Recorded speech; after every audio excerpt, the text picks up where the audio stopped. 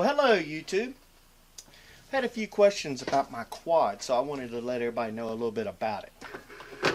It is DJI Phantom 2, has the optional H3 3D gimbal, so it came with it, you just had to install it. And I didn't want to open up the copter for any kind of first-person view, which is the quad, whatever's on this camera, on the Hero 3, will come out this video transmitter and it'll ship down to me. Good idea. But at first it didn't work so well.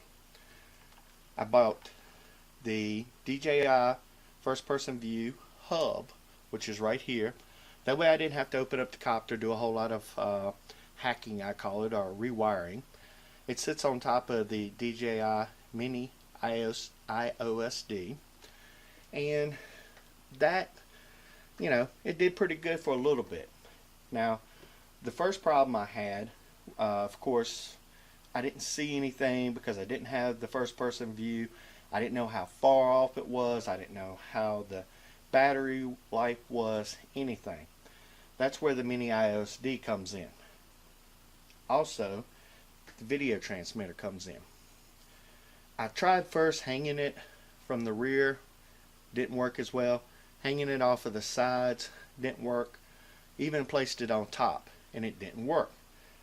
For some odd reason, there was always some interference as long as I was around in this area. So I came up with the idea to just try to put it off on an arm away from the copter. First one I made was this one.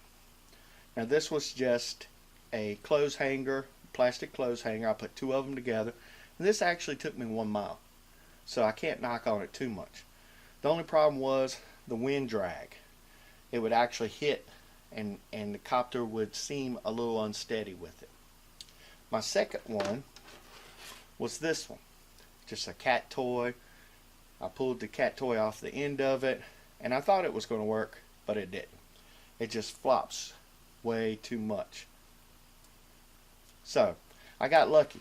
I was out at Walmart and I was in a sporting section, and I noticed, hey, wait a minute, they got carbon fiber arrows. So that's what I did.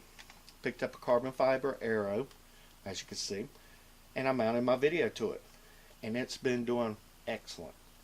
I've been able to go over 1 mile on it, and I'm hoping soon to go over 2 miles on it, or at least to the 2 mile point. Also, I'll just give you a quick overlook of the remote.